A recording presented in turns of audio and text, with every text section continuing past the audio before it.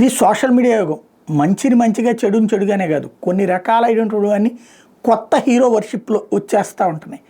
దానికి సజీవమైనటువంటి సాక్ష్యం ఇప్పుడు కిరణ్ రాయలకి సమర్థనగా ఒక్క మగాడు ముగ్గురు అమ్మాయిలైనా సరే అతను పడుతున్నాడంటే అతను ఎంత గొప్పోడు. దువ్వాడ శ్రీనివాస్కి అయితే ఏకంగా వాళ్ళిద్దరి జంట, ఓ పక్కన భర్తని వదలని మాధురి, భార్యకి విడాకులు ఇవ్వనటువంటి దువ్వాడ, ఇద్దరూ కూడా వేరువేరే లెక్క ప్రకారం వాళ్ళిద్దరిది వివాహేతర బంధమే.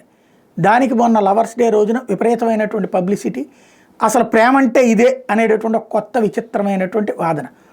సరే, ఇంతకుముందు అంబట్ రాంబాబా లేకపోతే అవంతినా ఇట్లాంటివి అని అంటే అమ్మాయిలని ఎక్కువ మందిని సంపాదించగలిగితే దాన్ని ఇదివరకటి రోజుల్లో అక్రమ సంబంధం, దుర్మార్గం అనేవాళ్ళు. ఇప్పుడు ఒక్క అమ్మాయి కూడా దొరక్క ప్రేమ కోసం నానా తిప్పలు పడతా, చివరికి పెళ్ళిళ్ళ కోసం నానా తిప్పలు పడతా, పెళ్ళి కాని వాళ్ళకి వీళ్ళు హీరోలుగా కనిపిస్తుండటం విచిత్రం కాదు, కామన్ అనుకుంటా.